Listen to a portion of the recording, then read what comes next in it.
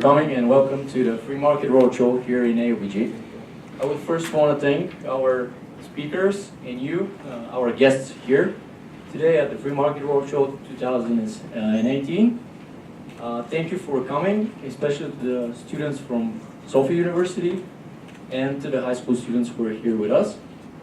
My name is Nino Vreski and I'm the president of the Political Science Club, and I'll be moderating the panels here today. Thank you. Hi everyone, it's a great pleasure for me to welcome all of you here. I'm glad that you decided to spend your Thursday here with all of us. We have prepared very interesting topics for all of you, so I am the other moderator of this event. And now we're going to give the floor for 3 introductory remarks. First, we're going to give the microphone to Mr. Federico Fernández for his introduction. Thank you. I'll be very brief. My name is Federico Fernández. I'm with the Austrian Economics Center. The Austrian Economics Center is based in Vienna, Austria, and we are the main organizer of the Free Market Roadshow. The Free Market Roadshow this year will visit 40 cities in total. We just came from Bucharest. We did 2 cities in Romania yesterday and the day before, Bucharest and Iași. And we will, from here, we will continue to Skopje. We are very happy to be here. We are very thankful for the Naumann Foundation and the American University to host us. It wouldn't be possible without them to be here, so we are very happy and thankful for that. And just two very quick announcements. The Austrian Economics Center, and this may interest you who are young, we take applications for internships. Maybe you want to come to Vienna for a couple of months, know more about freedom and have a nice time in a very nice city in Central Europe. Our website is austriancenter.com, and I'll be here the whole day, so if you are interested, just either take a look at our website or talk to me. And the second thing is that this year's topic of the Free Market Roadshow is about the values of Europe. And we also have launched a new initiative named Values for Europe. You can find it at valuesforeurope.com. It's a great way, I think, to continue this conversation and to continue being in touch with you. Without further ado, and of course I'll be part of the first panel, and I think that's going to be the best panel. So at least stay for the first one. Really, thank you. We have assembled a very good event, and we are very happy. Thank you to you all for being here. Thank you very much. So I'll now give the floor to Mr. Combois. He's teaching assistant here at AUBG, and he takes active part in the Bulgarian EU presidency. So please welcome. Thank you, and thank you for downgrading me to assistant professor. I'm associate professor, it doesn't matter, but just kidding. Thank you to the Swedish Naumann Foundation. I mean, you know that the Swedish Naumann Foundation has been very kind to us. They also very kindly supported the EMU simulation we had about 2 weeks ago in Sofia. I'm in charge of the European Studies major at AUBG. I'm also very pleased to see Boriana there, who is a former student, a former graduate, working now at the Finnish Naumann Foundation. As you know, as teaching EU studies, all the issues we are going to deal with are very important issues that are on top of the EU agenda at the EU level, but also at the national level. They are highly contentious issues, and this is very normal. I mean, you have pros and you have cons. This is part of the democratic debate, so it's very normal that people may agree or cannot disagree. As to the values, you know that the EU is also based on values that are included in the EU treaties, and these values are the values of democracy and the values of fundamental rights. They are conditions for joining the EU, and also you have to respect them as a condition to stay in the EU. And as you know, at least 2 countries, the EU, where those things are becoming a bit problematic, in Poland and in Hungary, not to mention them. Finally, I think that it's important to keep in mind, that this is my political science background, that the 3 issues they are highly contentious, but they should also be discussed taking account of the political, cultural, and social dimensions. So it's something you can perhaps not discuss in abstraction of those realities, but I'm sure with the high quality of the panelists, we are going to have very interesting discussions. I expect to have a lot of heated debates, and I think this is very good, and it's a very good exercise for you students to take part of that. So thank you a lot to all the partners, the Austrian Economics Center in Vienna, the Friedrich Neumann Foundation, and the other partners to this event. Thank you. Thank you, Mr. Tomáš. And please now welcome Ivailo Tonek, who is representing the Friedrich Naumann Foundation.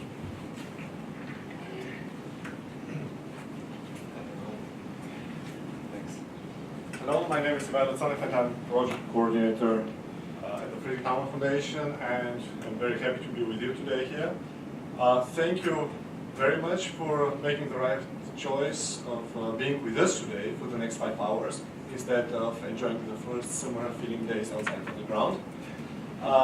I hope it will be really insightful moment of experience for you as well as for us too.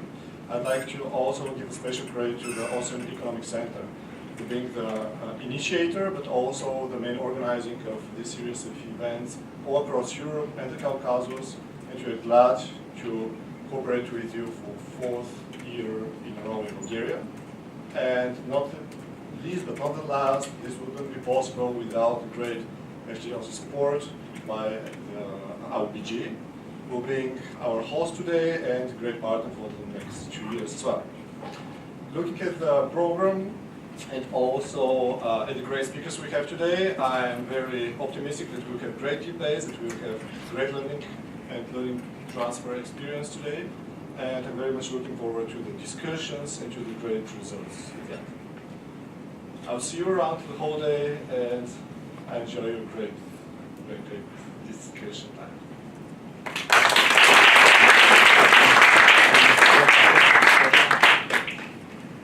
So now we are going to welcome the presenters in our first panel. So please welcome Federico Fernández.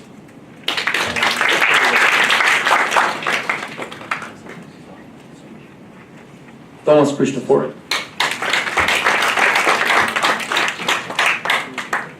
And Anders Ydstedt.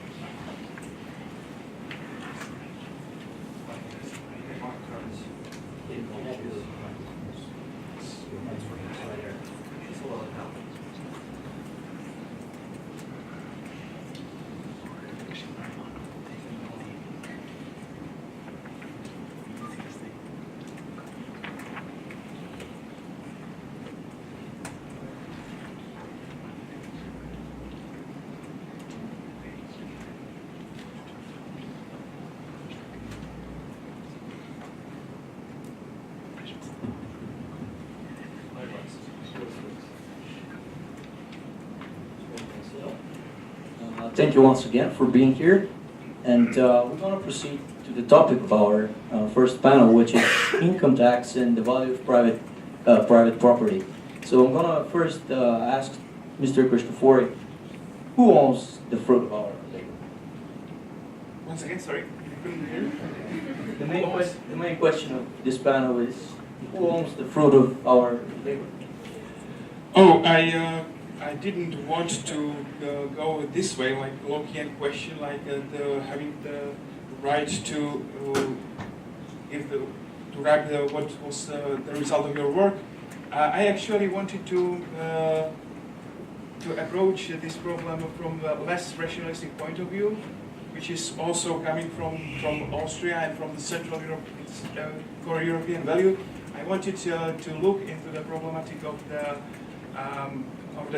taxation of income from the point of view of the principle of rule of law, which is one of the core principles of Europe. And so, from that point of view, in economy, what's economy really? Economy really is a device for coordination of interests of different people. And there are different ways how to make this coordination. Sometimes it's the market, it's especially when we have so-called private goods. And sometimes it's the state which can coordinate and provide the public goods. So if the state is a device for coordination in this way, it needs some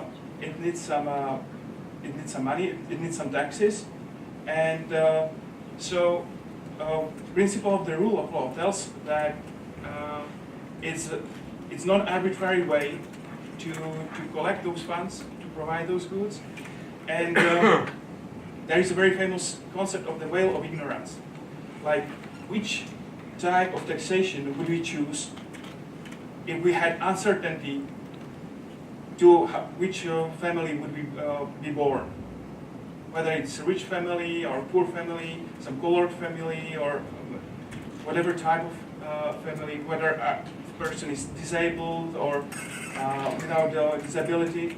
So if the question is posed as such, which type of taxation would we choose? And from that point of view, it directly follows as to the principle of the rule of law, like that the progressive taxation isn't really the thing which the person will probably choose if I didn't know what my situation would be actually, what my stance on this earth would be. So given this uncertainty, it's better that the taxes are transparent, are given in the transparent way. So this leads us to so this veil of ignorance is often offered as an argument for a fiscal constitution. It's offered by James Buchanan, Nobel Prize winner in economics, so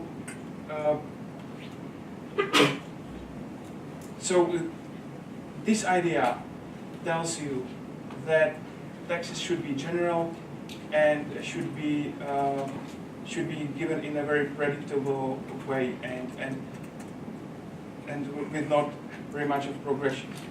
And so income taxes is very important part of taxes, but I wanted to give you this larger frame of why do we have taxes, that it's for the public goods, and that it is designed to help coordinate the economy, coordinate the interests of different people. And so coming to the income taxes, so for one of the most important Austrian economists, Hayek, there is just one very little case for a slowly progressive taxation, and it's a case to help equate the tax burden between different groups of income, people with different incomes, because some value-added taxes actually have the effect of regressive effect. So to mitigate this regressive effect, he tells that he can imagine slow progression of taxes, but he says that this is the only reason which we can provide, only justifiable reason for a progressive taxation. And other than that, under the veil of ignorance, we would choose the flat tax, the proportional taxation, and income taxation, and in order to cooperate the economy. Because if the other thing would be the case, if the case was the progressive taxation, so that means that different types of jobs are taxed differently, so it imposes distortions in the economy, and it's actually adverse from cooperation. So given this value of the rule of law, which is value we all should share, and by that I mean not only rule of law on the level of taxation, but also in the overall in society. So if, for example,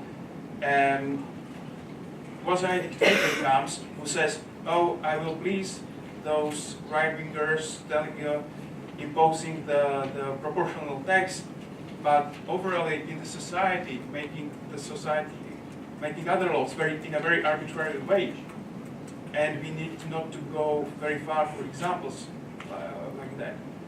So I'm in Hungary right now. They fight academic freedom. They fight one great university there, and so there's nothing like equal treatment. And they still want to pursue the proportional taxation. So to me, that is an inherent contradiction, and this is not a type of policy we should follow. So probably that's the case for the rule of law and income taxation. Thank you, Mr. Krištofóry. I will now give the floor to Anders Ydstedt, who's an advisor at Svensk Strategy Advisors to major Swedish industry and business organizations, and he'll provide us with his opinion and his comments on the Swedish taxation system. Thanks. Does it work so? Yeah. I think it works. Have a slide. Oh, that's The other one. the other one. So, who am I coming here from Sweden to talk about progressive taxation? Actually, Sweden has the highest marginal tax rate in the world. It's 60% today. So it's really hurting our economy.